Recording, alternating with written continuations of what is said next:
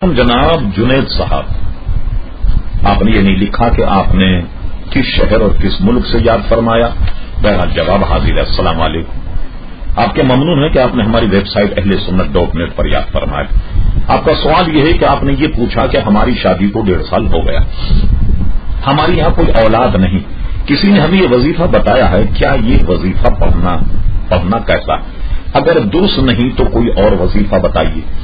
آپ نے لکھا کہ وظیفہ مندرجہ سے 11 دن تک ظہر میں 101 مرتبہ یا اللہ اور یا ودودو اور یا متکبر، اور روزانہ ظہر کی نماز میں بی بی مریم کے 2 رکعت نفل پڑھتے، 7 جمعرات چاشت کی 4 رکعت نفل پڑھتے ہیں، اور نفل پڑھنے کے بعد میں 500 دفعہ یا سمی کی تسبیح پڑھتے. سورہ مریم، سورہ یوسف اور سورہ محمد روزانہ پڑھتے. آپ نے جو یہ لکھا اس میں تو کوئی شک نہیں کہ جو اوراد اور وظائف آپ پڑھتے ہیں اس کا پڑھنا جائز.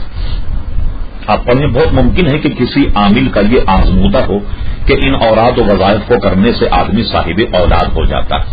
تو اگر یہ آپ پڑھتے رہیں تو اس میں شرم کوئی حرج نہیں.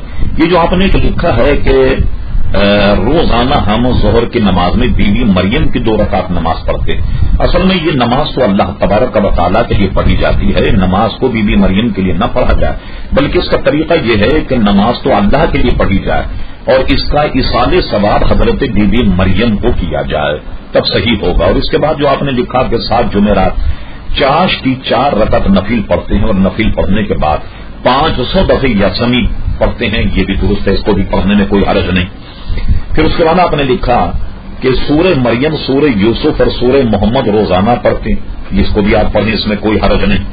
اور اس سلسلے میں ایک تسبیح اور مؤثر ہے، وہ یہ ہے کہ آپ یہ پڑھا کریں، ربی حبلی من الصالحین، ربی حبلی من الصالحین. اس کی ایک تسبیح آپ پڑھا کریں، اور میری دعا ہے کہ اللہ تبارک و تعالی آپ کو صاحب اولاد فرما دے. شکریہ.